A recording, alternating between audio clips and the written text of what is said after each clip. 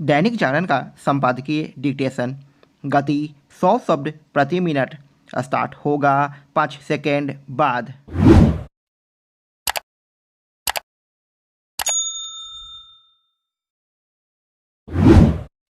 नीति आयोग ने बुजुर्गों की समस्याओं को रेखांकित करते हुए जो कदम उठाए जाने की आवश्यकता जताई, उसकी पूर्ति के लिए केंद्र सरकार के साथ राज्य सरकारों को भी सक्रिय होना चाहिए। निसंदेह भारत एक युवा आबादी वाला देश है, लेकिन यह भी एक तथ्य है कि धीरे धीरे बुजुर्गों की आबादी बढ़ रही है। नीति आयोग के एक आकलन के अनुसार वर्ष 2050 तक 60 से अधिक आयु वाली आबादी आज के मुकाबले करीब 9% बढ़कर 19% हो जाएगी। सबसे अधिक आबादी वाले देश में यह जनसंख्या अच्छी खासी होगी। चूँकि भारत में सामाजिक सुरक्षा की कोई ठोस योजनाएं नहीं है, इसलिए बुजुर्गों की समस्याएं बढ़ रही है। बहुत कम वरिष्ठ नागरिक ऐसे हैं जिन्हें गुजारे लायक पेंशन मिलती है। यह पेंशन भी सरकारी सेवाएं देने वाले बुजुर्गों को मिलती है।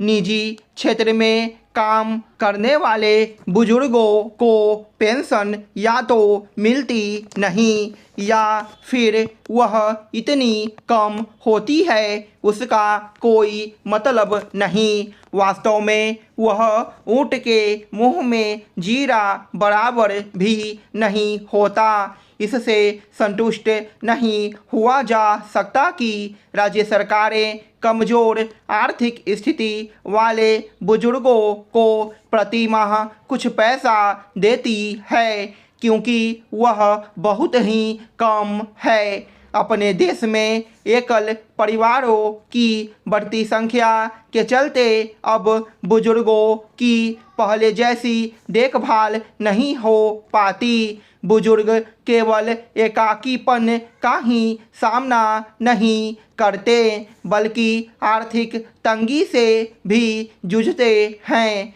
कम से कम वे तो अवश्य ही जूझते हैं जिन्होंने असंगठित क्षेत्र में काम किया होता है।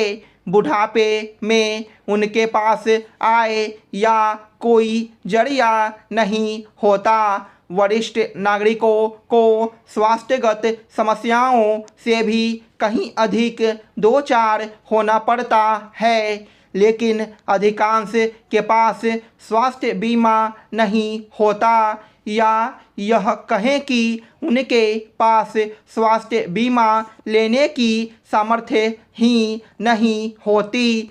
ऐसे में यह समय की मांग है कि प्रधानमंत्री जन आरोग्य योजना के दायरे में पूरी बुजुर्ग आबादी को शामिल किया जाए, जो बुजुर्ग अपनी बचत से होने वाली आय पर निर्भर है। ब्याज दरों में उतार चढ़ाव के चलते उनकी आय प्रभावित होती है और कभी कभी तो वह उनके जीवन यापन के लिए अपर्याप्त हो जाती है।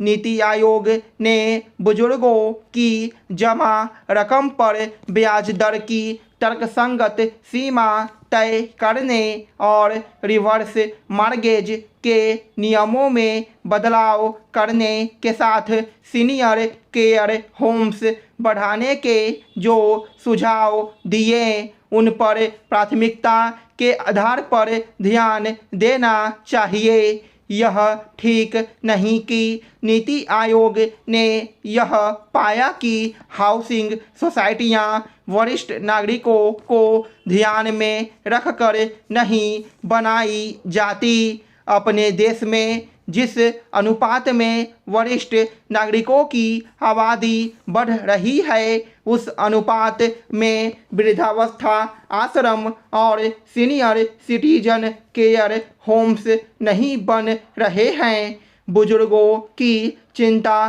सरकारों के साथ समाज को भी करनी होगी, क्योंकि नीति आयोग के अनुसार 19% बुजुर्ग या तो तलाकशुदा हैं या फिर उनके घर वालों ने उन्हें अलग कर दिया है।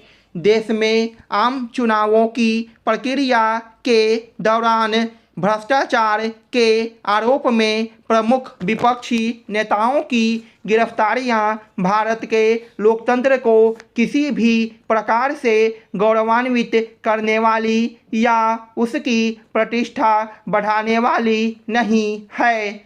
इन गिरफ्तारियों को लेकर यही आरोप लग रहा है कि सरकारी एजेंसियों द्वारा सत्ता विरोधियों पर राजनीतिक दबाव बनाया जा रहा है। जांच एजेंसियों का रवैया भी पक्षपाती दिखता है। ऐसे समय में संवैधानिक संस्थान उदासीन बने हुए हैं। इतिहास पर दृष्टि डालें तो असीमित राजनीतिक और प्रशासनिक शक्ति का दुरुपयोग एक ऐसी सच्चाई है जिसे हम देश में पहले भी देख चुके हैं। भले ही सरकारें चाहे किसी भी दल की रही हो, इन चिंताओं के बीच यह प्रश्न उठता है कि क्या चुनाव के वक्त नेताओं के खिलाफ एजेंसियों की कार्रवाई पर रोक लगनी चाहिए। अगर रोक लगनी चाहिए तो उसकी अवधि क्या होनी चाहिए, और क्या चुनाव के बीच नेता और आम जनता के बीच भेदभाव रखा जा सकता है? जवाब आएगा नहीं। हालांकि इसका रास्ता ढूंढना ही होगा कि लोकतंत्र की गरिमा को लेकर समाज में कोई संशय पैदा न हो।